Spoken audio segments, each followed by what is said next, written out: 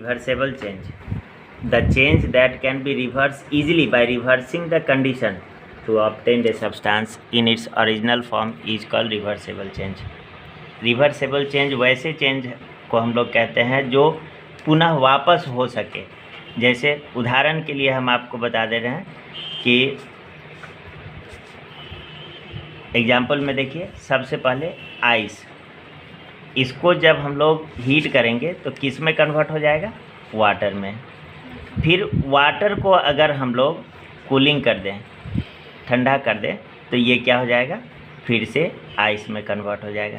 मतलब ये कि आइस से वाटर में हुआ, वाटर को फिर हम लोग कूलिंग किए तो ये आइस में कन्वर्ट हो गया। तो इस तरह की चीज़ को हम लोग क्या कहते हैं? रिवर्सेबल चेंज कहते हैं। नेक्स्ट है वाटर। दूसरा एग्जाम्पल, वाटर को अगर हीट करते हैं तो हीट करने पर ये भाप बनेगा, स्टीम बना।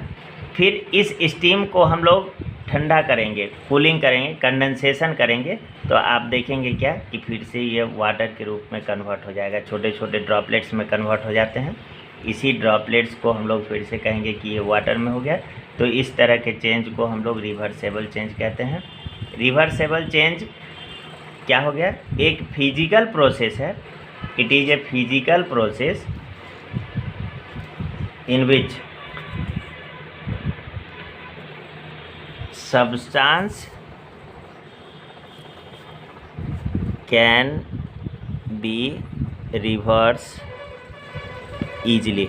वो बहुत आसानी से अपन पूर्ववत अवस्था में आ जाता है। वैसे चीज़ों को हम लोग क्या कहते हैं? Reversible change.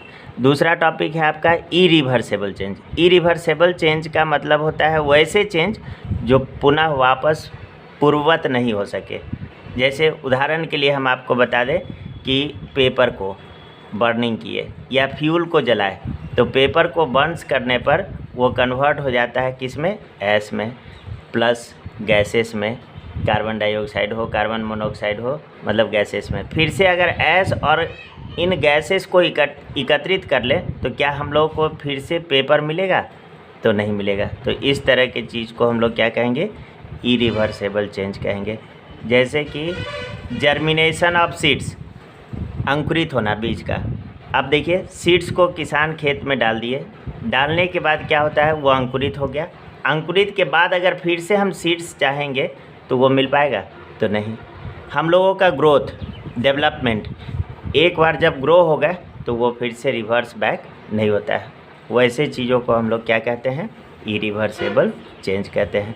ये दोनों रिवर्सेबल एंड इरिवर्सेबल चेंजेस जो है एक फिजिकल प्रोसेस है। The change that cannot be reverse even by changing the condition to obtain a substance. कितनों कंडीशन चेंज कर लीजिए, पुनः वो वापस नहीं होगा। Back in its original form is called irreversible change. ऐसे चेंजेस को हम लोग क्या कहते हैं?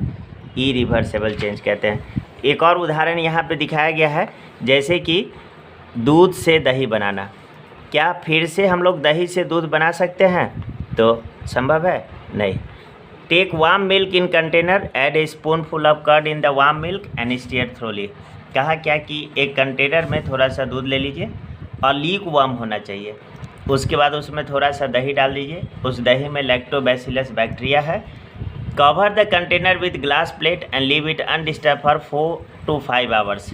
और उसको बिना डिस्टर्ब किए हुए 4 से 5 घंटा छोड़ दीजिए। क्या ऑब्जर्व होगा? आपका ऑब्जर्वेशन क्या होगा? We notice that after 4 to 5 hours the milk in the container change into curd. जो दूध था कंटेनर में वो किस में बदल गया? कर्ड में। इट इज़ सेमी सॉलिड, पूरी तरह से सॉलिड नहीं, ये सेमी सॉलिड है, पेस्ट की तरह है। It has sour taste which is different from milk, that is milk converted into curd. Conclusion ये निकला, the formation of curd from milk is an irreversible change. We can convert milk into curd, but we convert curd into milk? No, we cannot convert curd back into milk.